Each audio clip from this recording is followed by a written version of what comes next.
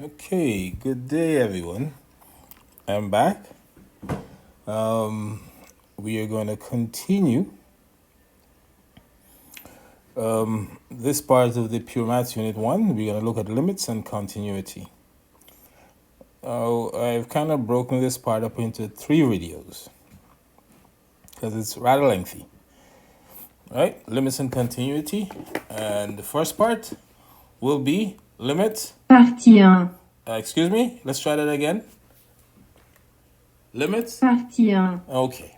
All right, so without further ado, let's go with this first video. The limit of a function, if it exists, and that's a very important statement, if it exists, the limit of a function, if it exists at a point x equal a in its domain, is the value the function approaches as x approaches a. This is written as lim x approaching a of f of x, and that's equal to some value L, as shown right here. Right here. Now, it's 100% important that you fully appreciate this part of this statement where it says the limit is the value that the function approaches. The value the function approaches, not necessarily the value it eventually gets to. That's going to become very, very critical later on as we go to the second and third videos. It's the value that the function approaches. The limit of a function, if it exists at a point x equal a in its domain, is the value the function approaches as x approaches a. Okay, now as in several other parts of your math, when we did indices, what did we have? The laws of indices. When we did logs, what did we have? Laws of logs. Now we're doing limits. Guess what we have? The laws of limits. And I'm going to go through them. There are several, I think there's about 9 as stated here. So let's go through them one at a time. The first one, the limit as x approaches a of b is b. Here b is a constant, by the way. If b is a constant, all right, there, I'm going to say b is a constant. The limit as x approaches some value, the limit as x approaches a of a constant b is that value, and I gave an example on the right hand side. The limit as x approaches 2 of 10 is that same 10. So no big deal there. The second law, the limit as x approaches a of x is a. Effectively, you're simply plugging in the a wherever you see the x. So the limit as x approaches a of x, it's just a. The example on the right hand side says the limit as x approaches 2 of x is 2. The third one, basically you're doing the same thing. You're simply plugging in x where you're simply plugging in a wherever you see x. The limit as x approaches a of x to the n would be a to the n. That should make sense. You put a wherever you see x. The example we have here on the right, the limit as x approaches 3 of x to the 5th would be 3 to the 5th power. What's that? 3 3 is 9. 3 to the 5th. I mean, I gotta calculate that. I think it's 243. Let's see. 3. Yeah, 243. I knew that. Okay. So far, so good. Those are just basic ideas. You're simply plugging in the value of x wherever you see x in the function. And if, of course, the function itself is a constant, well, then the limit as x approaches a of that constant is that constant. All right, so that takes care of the first 3. Let's look at number 4. The limit operation distributes over addition and subtraction. So that should kind of make sense. The limit as x approaches a of f of x plus or minus g of x is equal to the limit as x approaches a of f of x plus or minus the limit as x approaches a of g of x. Where have you seen this before? This concept of an operation, an operator distributing over addition and subtraction. You've seen it when we did basic differentiation. For some of us who have done some integration, you've seen that as well. You've seen it there. You're allowed to distribute differentiation and integration of addition and subtraction. In the same way, you're allowed to distribute the limit over addition and subtraction. All right, so that takes care of number 4. Number 5, the limit as x approaches a of k times f of x. K again here is a constant, right? K is a constant. The limit as x approaches a of k times f of x. You're allowed to pull the constant outside of the limit operator. And you end up with k times the limit as x approaches a of f of x. That's pretty straightforward. You can kind of combine 4 and 5 together and make it one rule. Like suppose you had something like the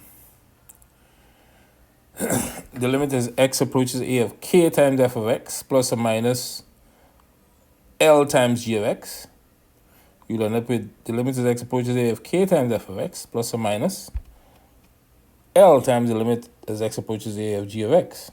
So 4 and 5 can be combined together into 1. Okay, now number 6 is going to be very interesting because it goes against some of the other aspects of mathematics that you've seen before.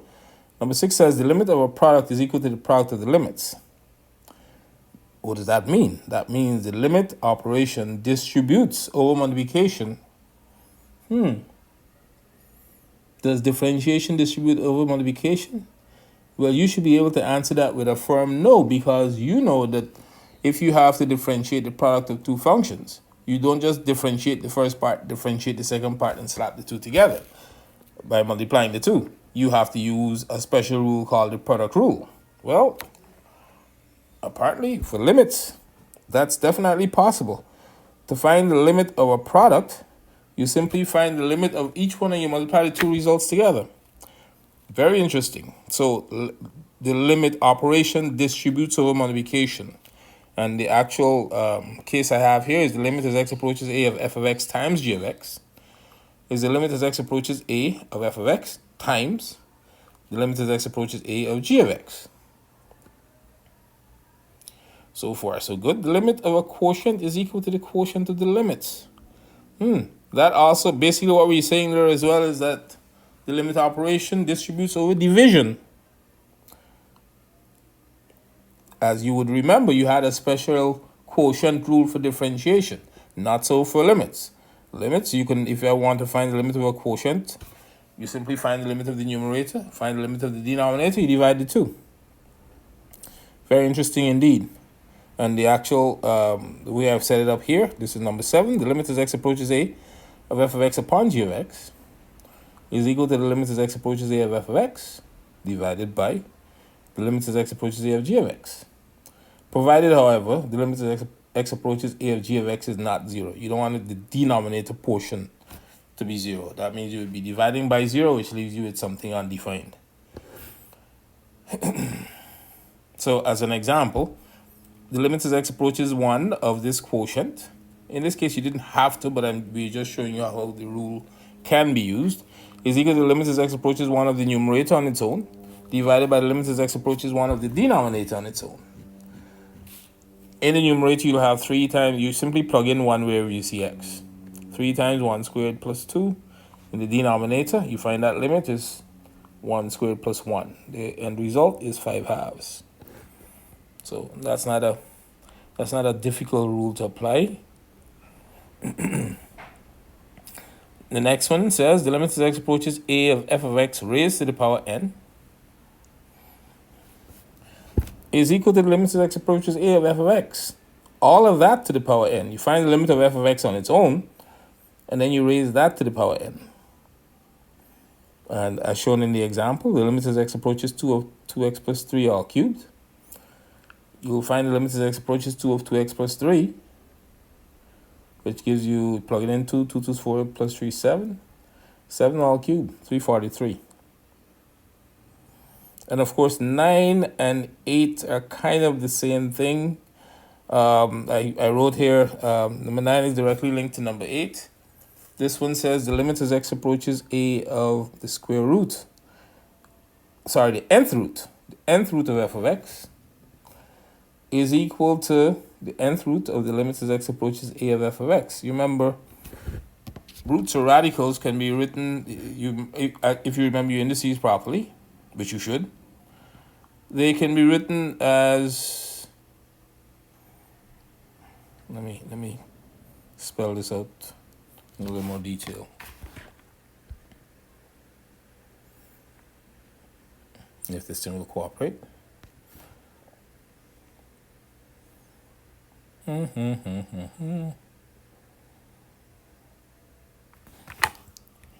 am I stuck? Oh, let's give this thing a second. I've been doing so much work. These files have become so large now, it takes a while for things to regularize after I make some adjustments. All right, there we go.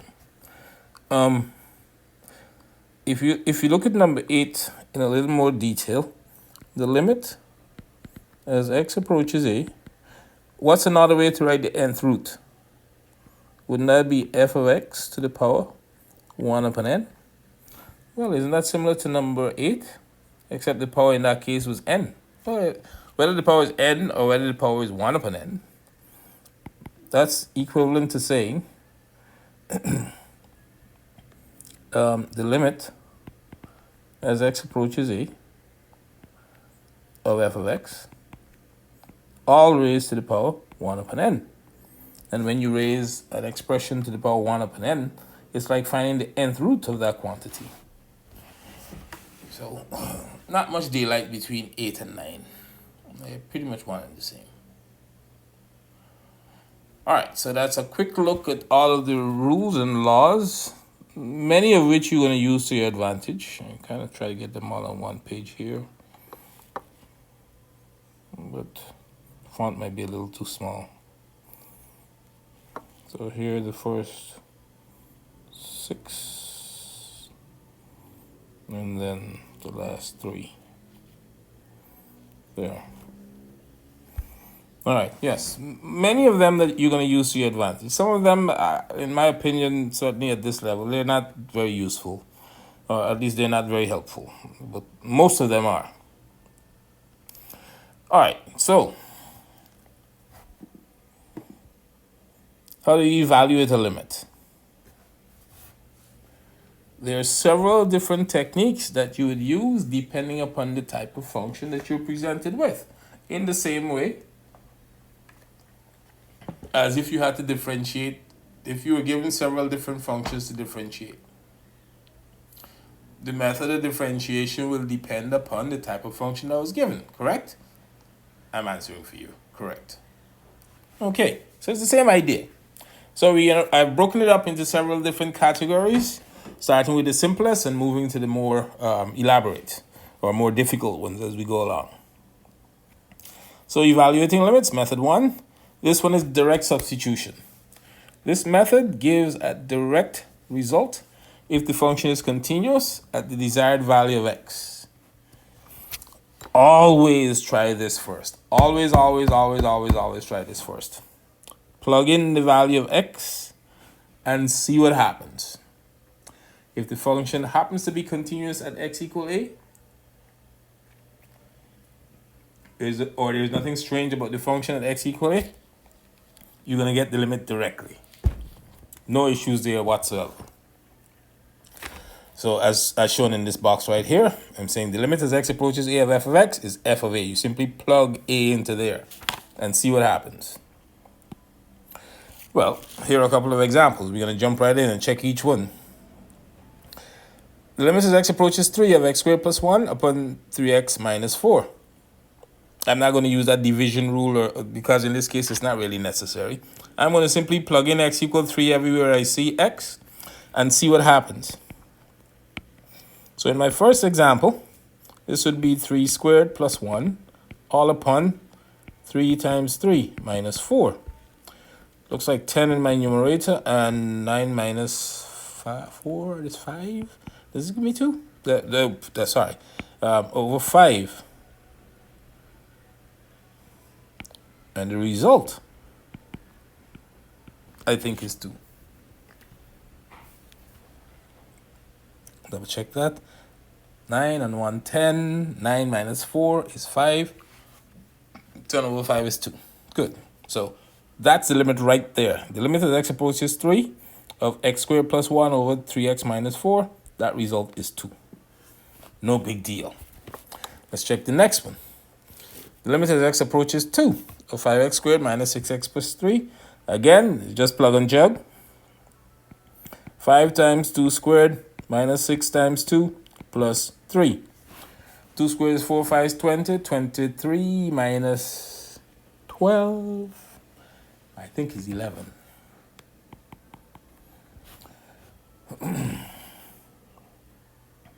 20 minus 12 is 8, 9, 10, 11. Yeah, that seems okay. And again, the limit as x approaches 2 of 5x squared minus 6x plus 3. That result is 2. Again, so that result, is 11. No big deal. And the last one I'm giving in this group, I don't have to give too many examples of this. I mean, everybody can plug and chug like this. This should be no issue. I hope it's no issue for me. This limit is equal to, the limit as x approaches 2 of x cubed plus 3x squared plus 5. Again, you simply plug in 2 wherever you see x. This is 2 cubed plus 3 times 2 squared plus 5. And I have no idea what that is. 8 and 12, 20, 25, 5. Yeah, please double check my arithmetic. Y'all know sometimes I can't add or subtract or multiply or divide. Not sure I get to teach math. 8 and 4, 3 is 12. 12 and 8 is 20. 25, 5. That seems okay. So the limit as x approaches 2 of the root of x cubed plus 3x squared plus 5 is 5. Those are the easiest ones on the block. And guess what? They're not going to give you any of those. This is just building up to the cases where, you know, they're going to be more involved. But this is just to get you familiar with the concept of what the limit is. You first try to find the limit by direct substitution. In each of these 3 cases, it worked perfectly. All right, so no big deal up there. Let's go to the method 2, factorization. Why would we need to factorize? When we try direct substitution and the result is 0 upon 0. If you end up with 0 upon 0, then factorization may work. Factorization may work. There are other methods that would work as well, or that could work as well, when factorization probably wouldn't work. Okay, so let's try. Again, we should try direct substitution first, and let's see what happens. In this case, you get 2 squared. Oops, what's going on there? Yes, this gives me 2 squared minus 4 upon 2 minus 2. Well, guess what I have in my numerator? 4 minus 4, that's 0. 2 minus 2 in the denominator, that's 0. That's undefined. So does that mean that the limit is undefined? Should we stop there and tell the examiner, hey, Mr. Examiner, check it out. I get 0 upon 0, that's undefined. And that's the end of my story. Yeah, that would be the end of his story grading your paper too.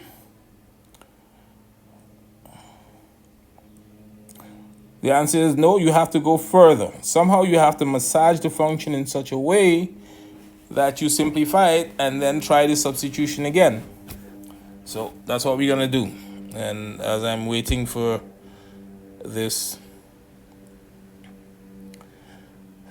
thing to respond, please wait. Okay, I'm waiting. And you're going to make my video longer than I want it to be. Yes, I've been doing quite a bit of work in the background, and I'm just doing the videos all one after the other. So I have information for about 10 videos down the line, as you can probably see all that stuff, and more and more and more and more. So where did I stop? So maybe, I don't know if that's the reason why when I try to make a space on top, if that's the reason why it takes so long for the space to open up all the way to the bottom. But Let's keep going. Right, so whenever you get 0.0, you can't stop there. You shouldn't stop there. One thing we can certainly do with that function on top there is you can very well see, everybody knows at this level that x squared minus 4, you can rewrite that as the difference, you can factorize it as the difference of two squares. So that now becomes the limit as x approaches 2 of x minus 2 times x plus 2 upon x minus 2. Guess what happens? X minus 2 cancels with x minus 2. What's left over? The limit as x approaches 2 of, the only thing that's left in the bracket there is x plus 2. If I plug in x equal 2 now into this simplified version of the function, it becomes 2 plus 2, which is 4. And therefore, as a summary here, the limit as x approaches 2 of x squared minus 4 upon x minus 2 is simply 4.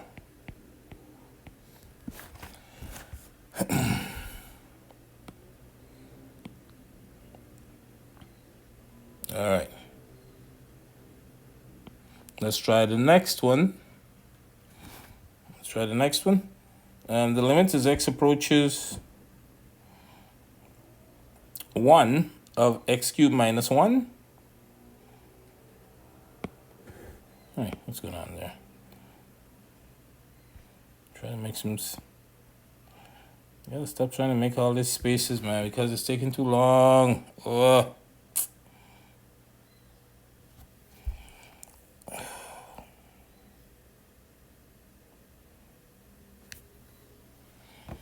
All right, let me start talking about the problem while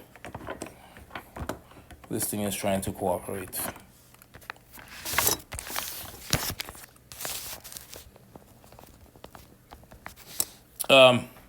Again, you can clearly see that if I try to substitute x equal 1, I'm trying to find at this point the limit as x approaches 1 of x cubed minus 1 upon x minus 1. Direct substitution will give me 1 cubed minus 1 upon 1 minus 1. What does that give me? 0.0 again. That's undefined. You can't leave it like that. So what you will try again? Let's try factorization and see what happens. I must make some space here.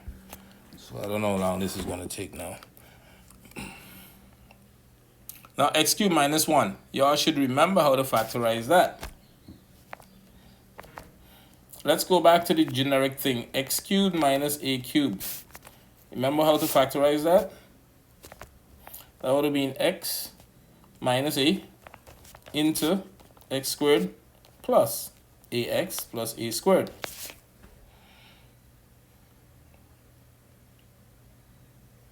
So it's very simple. If I had to factorize x cubed minus 1 cubed, or minus 1 or 1 cubed, that would be x minus 1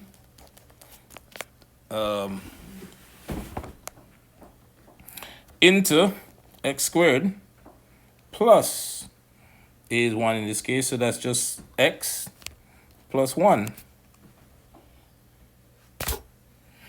Right, you can go back to those fundamentals. Now I hope you're seeing the benefit of being able to just quote those expressions.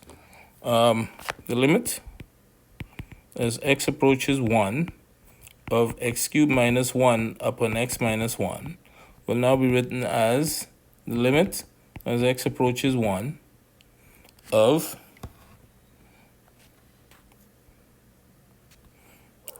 x minus 1 times x squared plus x plus 1 all upon x minus 1. Give me a minute.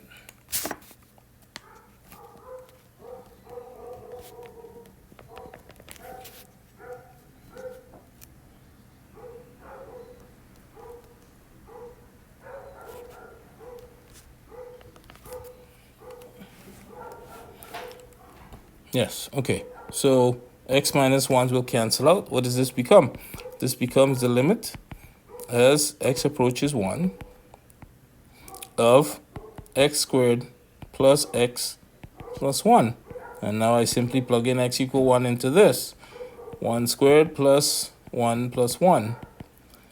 That looks like it's 3. So if I were to summarize, the limit as x approaches 1 of x cubed minus 1 upon x minus 1 is 3. Again, y'all can check my algebra out here again. Algebra and mostly the arithmetic, because I mess up numbers sometimes. What do I want to do next?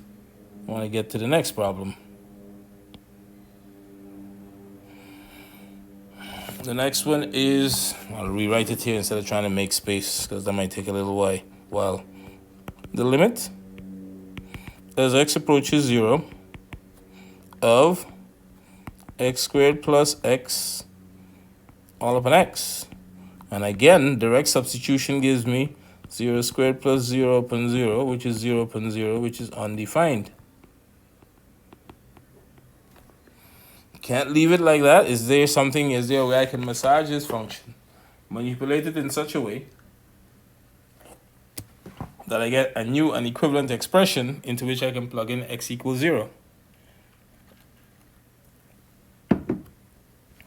And let's see. This becomes the limit as x approaches 0 of x squared plus x all upon x is the limit as x approaches 0 of x into x plus 1 upon x. Isn't that so? Factoring out x from the numerator, these two x's will cancel. What's left? This becomes the limit as x approaches 0 of x plus 1. What's that value? Well, if I plug in 0, that's just 0 plus 1, which is 1. And I will simply summarize by saying that the limit as x approaches 0 of x squared plus x over x is equal to 1. This thing is behaving kind of strange.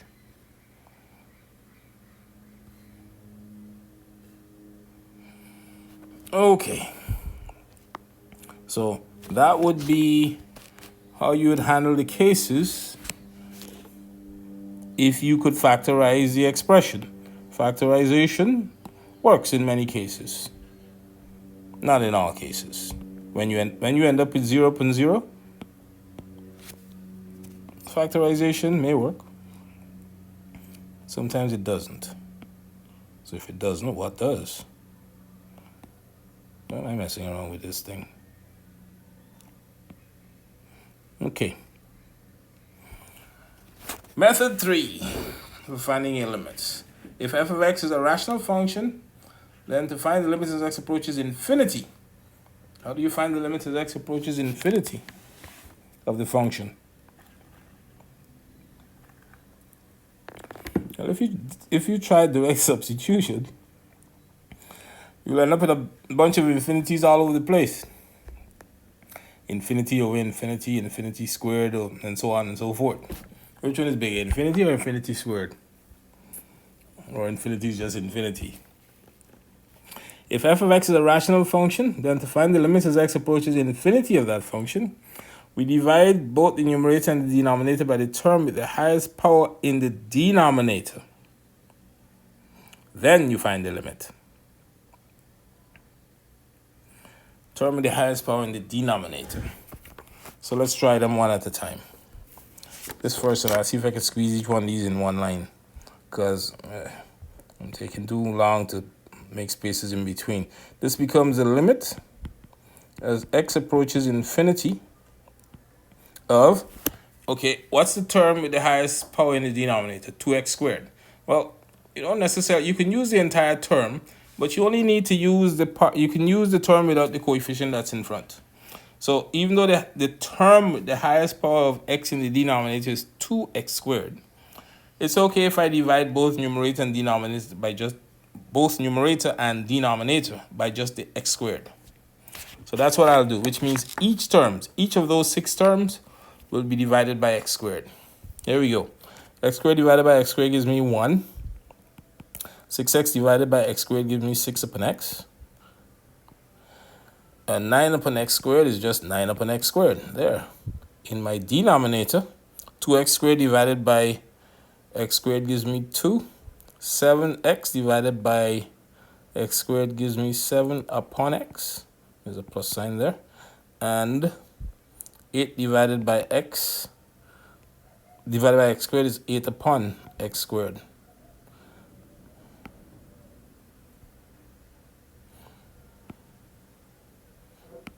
Okay. Now is it better for me to try to find this limit now? Well, once you're dividing by the variable, any number divided by x or x squared or x cubed, all of those will go to 0. Will go to 0 as x approaches infinity. 6 upon infinity is 0. 9 upon infinity squared is 0, and so on. 9 upon infinity squared, of course. Excuse me.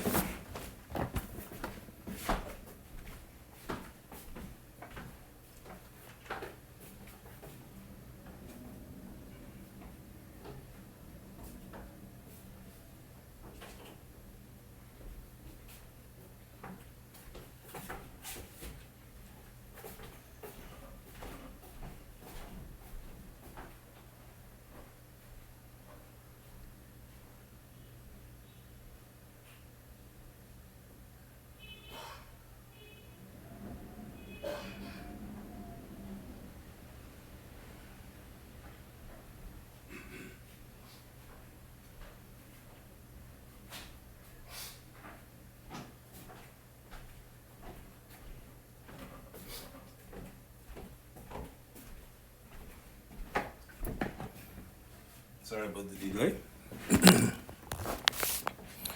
Yes, 9 upon infinity squared will approach 0 at a faster rate than 6 upon x. The point is, they all approach 0. So this becomes 1 plus 0 plus 0 upon 2 plus 0 plus 0. What's the result? This limit is just a half. Pretty cool. I'm going to jump straight into the next one. I'll do the same thing here again. Divide each term by the term, excluding the coefficient, with the highest power in the denominator, which means I'm going to divide all the terms in the numerator and all the terms in the denominator by x cubed. This becomes the limit as x approaches infinity of 3x squared upon x cubed is 3 upon x plus x upon x cubed is 1 upon x squared. 3 upon x cubed is 3 upon x cubed. All divided by 4x cubed upon x cubed is just 4, plus 8 upon x cubed is 8 upon 8. 8x upon x cubed is 8 upon x squared. And 9 upon x cubed is just 9 upon x cubed. So I got to squeeze those things like that. How do you simplify? Well, all the terms in the numerator give me 0. This is 0 plus 0 plus 0. What's on the bottom? Over 4 plus 0 plus 0. That's 0 over 4. And 0 upon a finite number is 0. 0 upon 4 gives me 0. So the limit as x approaches infinity of 3x squared plus 8 plus 3 all upon 4x cubed plus 8x plus 9. That limit is 0. The third example I have here is the limit as x approaches infinity of x cubed minus 6x plus 1 upon 2x squared minus 1. Notice the highest power of x in the numerator is higher than the highest power of x in the denominator. So let's see what happens here. I'm going to follow through like I did before. This becomes, if I divide both numerator and denominator by x squared, well, y'all can do that. That's no big deal. This becomes x minus 6 upon x plus 1 upon x squared, all upon 2 minus 1 upon x squared. All the terms with x in the denominator go to 0. Let me just double check my algebra there. That's x, I'm dividing by x squared. So that's x, 6 upon x, 1 upon x squared, minus plus 2 and minus 1 upon x squared. The x, this x there, that goes to infinity, minus, this is 0 plus 0 upon 2 minus 0. Now what's infinity upon 2? Still infinity.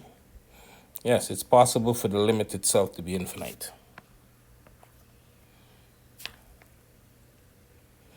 So this limit is infinity.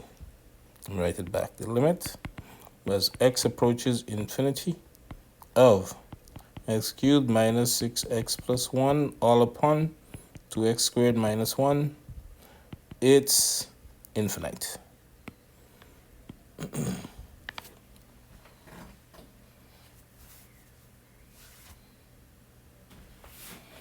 Okay.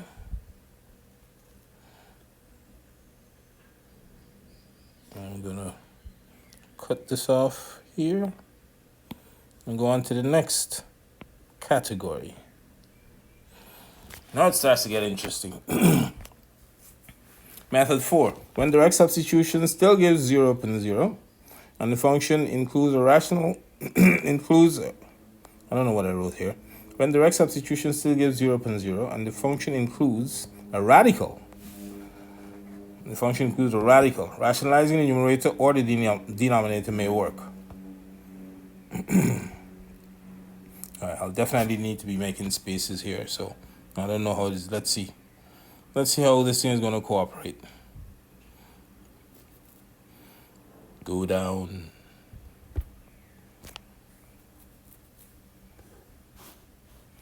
In the first example, I actually have two options that I can use, and I'm going to use both of them. The one that says the limit as x approaches 25 of x minus 25 upon root x minus 5. I'll rationalize the denominator like I said up front.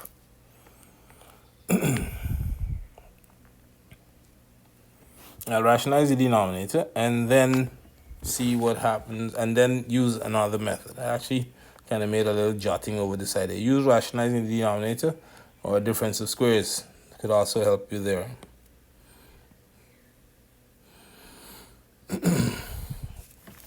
So let's start by rationalizing the denominator. Everybody knows, you've done a bunch of surds how to rationalize a denominator. You multiply numerator and denominator by the conjugate of the denominator. The denominator has a radical or root x in the bottom there. So before we even do that, let's see if we'll still get the 0 upon 0. If we plug in the 25, x equal 25, direct substitution gives 25 minus 25 upon root of 25 minus 5. That's 0. Everybody knows root of 25 is 5. 5 minus 5 is 0. This is undefined. So I'm going to go and rationalize my denominator. The limit as x approaches 25 of x minus 25 upon root x minus 5 is equal to the limit as x approaches 25 of x minus 25 upon root x minus 5 times root x plus 5 upon root x plus 5. Let's see how this is going to work. This becomes the limit as x approaches 25 of, okay, this would be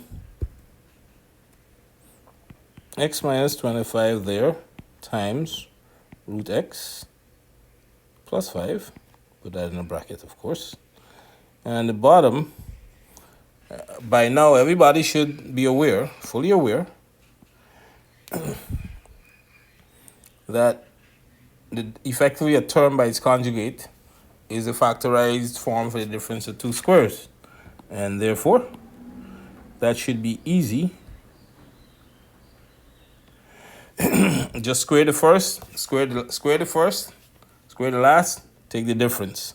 Root x by root x is x, if I get this thing to right. And minus 5 by 5 is minus 25. What happens here? X minus 25 will go out on top and bottom. So this now becomes the limit as x approaches 25 of just root x plus 5. If I plug in, I will get root of 25 plus 5. 5 plus 5 is 10. Summarize the limit as x approaches 25 of x minus 25 upon root x minus 5 is 10. Okay. By the way, that same one, let's try a separate method for that one. Please don't take forever and a day to come down. Oh, apparently when I touch it, it starts to do. Please wait. How long?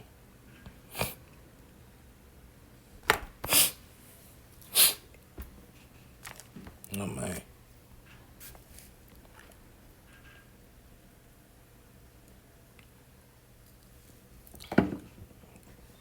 It's gonna add 15 minutes to my video to the length.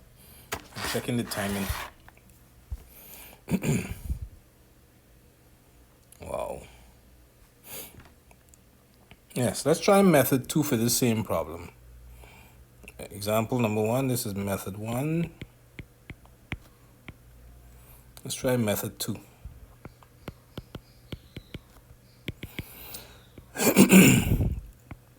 The limit as x approaches 25 of x minus 25 upon root x minus 5. If you think about it, that's the same as the limit as x approaches 25. And I'll rewrite the numerator as the difference of squares. So this becomes root x squared, which gives back x, minus 5 squared, which gives back 25, upon root x minus 5. And everybody knows, if you factorize the numerator, you will end up with root x minus 5 times root x plus 5, all upon root x minus 5. What happens to the root x minus 5s? They go. What's left? This becomes the limit as x approaches 25. What's left in there? Root x plus 5, which is root of 25 plus 5, which is 5 plus 5, or 10. Summary: the limit as x approaches 25 of x minus 25 upon root x minus 5 is 10. So for this particular example, I have two options. I don't think that would be the same for many of the others, but we'll see as we go along. The next example, instead of trying to pull it up, I'll just write it back. Next example is the limit as x approaches 6 of x minus 6. Now this root is in over the entire thing.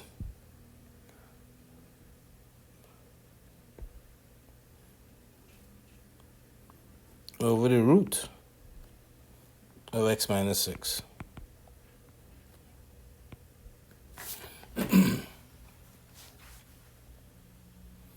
Okay.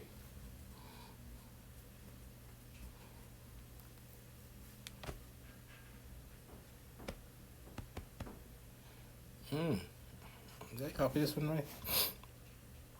I think I did.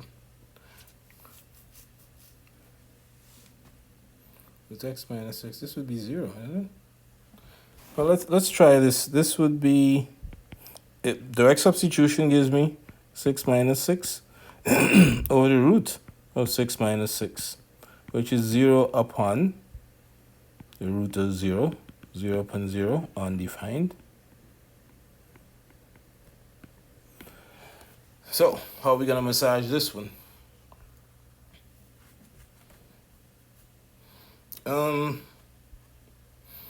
There's no conjugate as such. What I'm going to do, I'm going to break the x minus 6 into root of x minus 6 all squared. So this becomes the limit as x approaches 6 of the square root of x minus 6 all squared. You right? You're obviously aware that square root and square disappears to leave you just the x minus 6. And in the bottom, I'll just have the square root of x minus 6. Square root of x minus 6 goes out on the bottom with one of those. And what's left? The limit as x approaches 6 of the root of x minus 6, which is the root of 6 minus 6, which is 0. It's okay for a limit to be 0, but it can't be 0 upon 0. Okay, that takes care of that one. That's the next example I have there.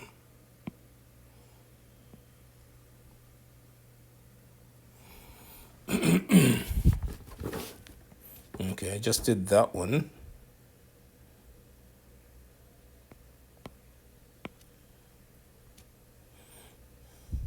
Let's try the next one. The limit as x approaches 19 of x minus 19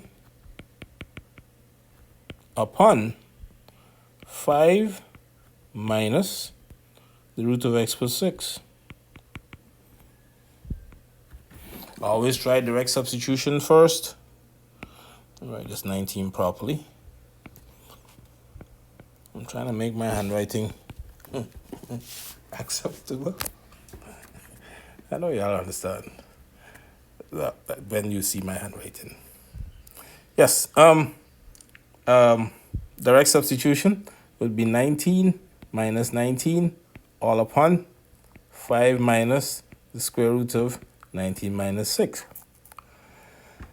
Oh, what's going on there? 19 plus 6, not minus 6. 19 plus 6. 19 minus 19 is 0 upon 5 minus 19 plus 6 is 25. Square root of 25 is 5. So this would be 0 upon 0, undefined. This time I have to multiply both numerator and denominator by the conjugate of the denominator. Let's see what happens. This becomes a limit as x approaches 19 of x minus 19 upon 5 minus the root of x plus 6 times 5 plus the root of x plus 6 upon 5 plus the root of x plus 6. All this fancy stuff y'all learned before about conjugate, top and bottom. I hope it doesn't come back to haunt you here. You should be experts at this by now. The limit as x approaches 19 of x minus 19 times x plus the root of x plus 6. And on the bottom, I will have square the first. 5 by 5 is 25 minus square the second The root of x plus 6 squared is just x plus 6. Like so. Okay, let me make a little more space here. Because I'm done with this, or at least I'm doing it right now. Ooh, what's going on there? Yes, okay. Let's simplify. This becomes the limit as x approaches 19 of, I'll keep the numerator as it is for now, x minus 19 times x plus the root of x plus 6. In my denominator, if I push the 25 inside of the brackets,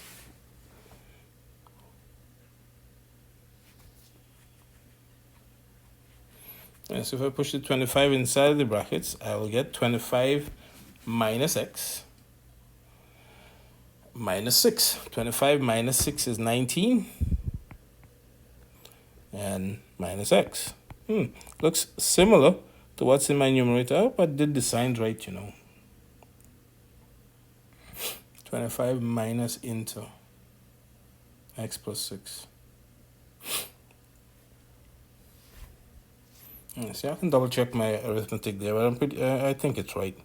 All right, well, the only thing I can do here, I'm going to flip the denominator and pull out a minus sign. What I mean by that is this. This becomes the limit as x approaches 19 of x minus 19 times x plus the root of x plus 6 all upon minus into x minus 19. Right? That should make sense to everybody. The minus comes out. If I push that minus back inside of the brackets in the denominator there, it becomes positive 19 and minus x. All right, so this can cancel with that. That minus sign I'm going to pull all the way onto the outside. So this becomes minus the limit. Remember, I'm allowed to do that. I'm allowed to pull a constant. That minus is like a minus 1. Minus the limit is x approaches 19 of what's left in my numerator. X plus the root of x plus 6. And now I can plug the 19 into there. That becomes minus into 19 minus into 19 plus the root of 19 plus 6. 19 plus 6 is 25. Root of 25 is 5. 19 and 5 is 24. So this result looks like a minus 24. Interesting. And the last one I have here, all right, let me make some space. I think I gotta erase this first. Put it back just now. All right, yes. Let me create some space here. Created the space in the wrong spot.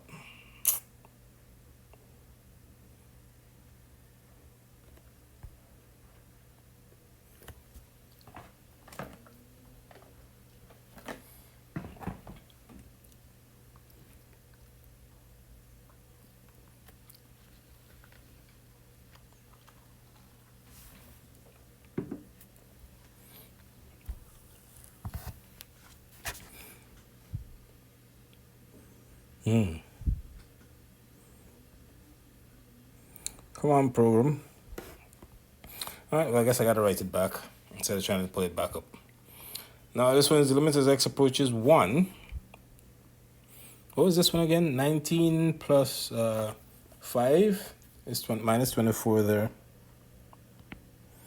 Minus 24. Yeah, please double check that algebra.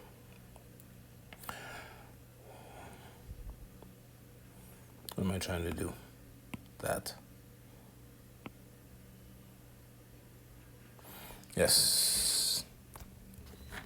All right, now the next one, or the last example I have here, is the limit.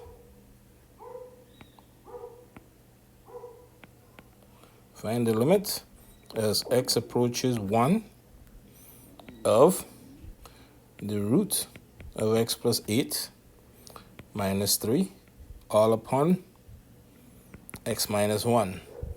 Direct substitution, let's try that again.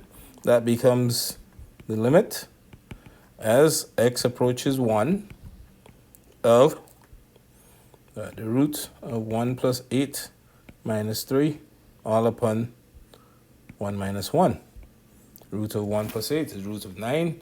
This is 3 minus 3 over 1 minus 1. This is 0 upon 0, the famous 0 upon 0, which is undefined. So what do we do? Now, if you notice, the radical is in the numerator this time. So we're going to rationalize the numerator by multiplying both numerator and denominator by the conjugate of the numerator. Let's see how that works. This becomes the limit as x approaches 1 of the root of x plus 8 minus 3 times the root of x plus 8 plus 3 all upon x minus 1 times the root of x plus 8. Make the root look a little more that it's only over the x plus 8. Root of x plus 8 and then plus 3, like so. Okay, this becomes the limit as x approaches 1 of root of x plus 8 times root of x plus 8 is x plus 8 minus 3 by 3, that's 9. So that's the simple way to do a term by its conjugate. You multiply the first by the first and the last by the last, and you take the difference. You don't need to multiply all the terms. You know for sure the two middle terms will always cancel out. Am I right or am I right? Both right. And on the bottom, I'll have x minus 1 times the root. Oh, you on this root. Times the root of x plus 8 plus 3, like so. This becomes the limit as x approaches 1 of, okay, let's see what's on top. X plus 8 minus 9, that looks like x minus 1. And on the bottom, I still have x minus 1 times the root of x plus 8 plus 3. X minus 1s will cancel out with each other. What's left? So this time, note, we had to rationalize the numerator instead. This becomes the limit as x approaches 1 of 1 upon, 1 is left on top.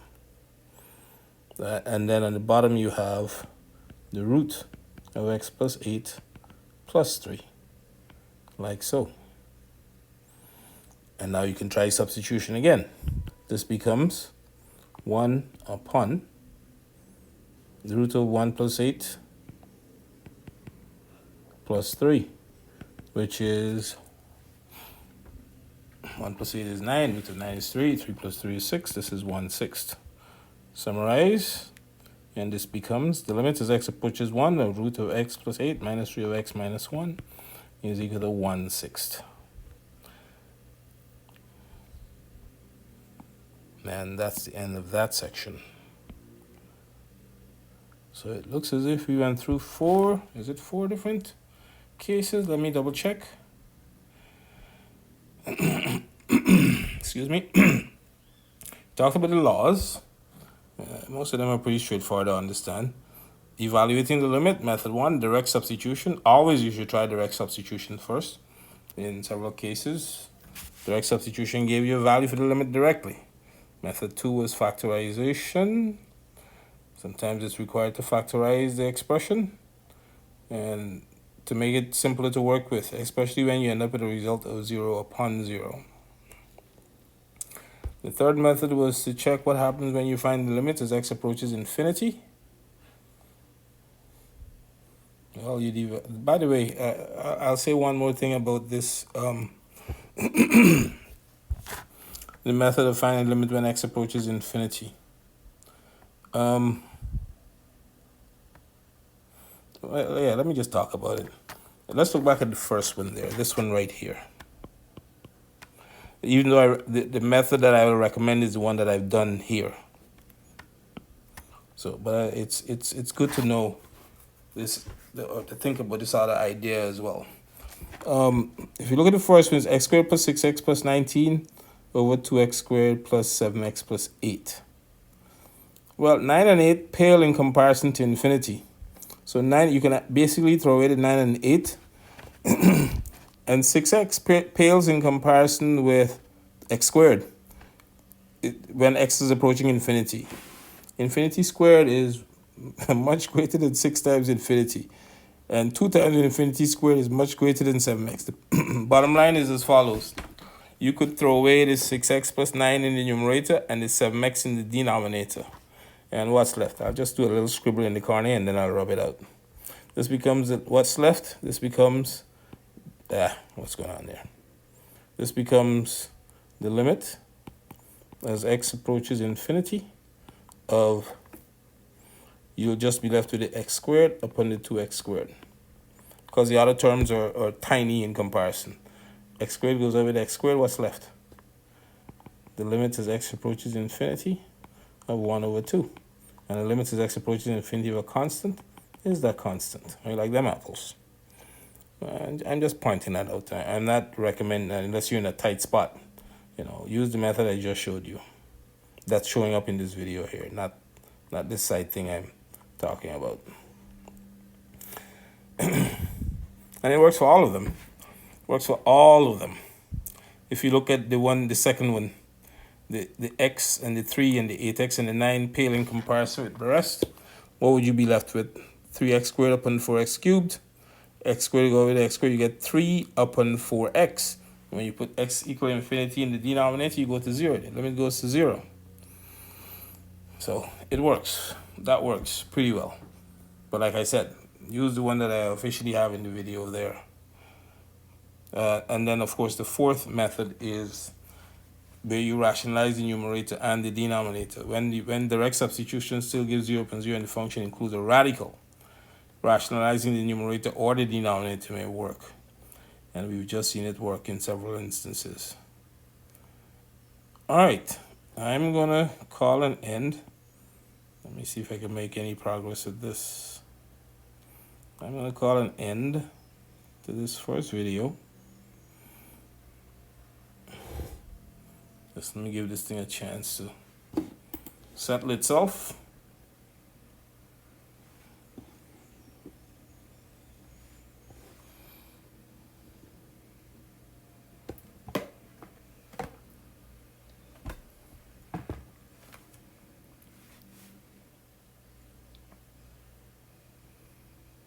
$251, $47. Took just over an hour. And a large part of it is waiting like this.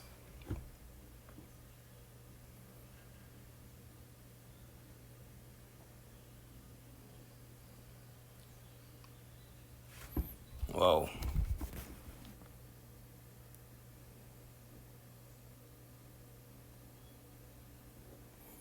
Okay. And that's that section that we just went through.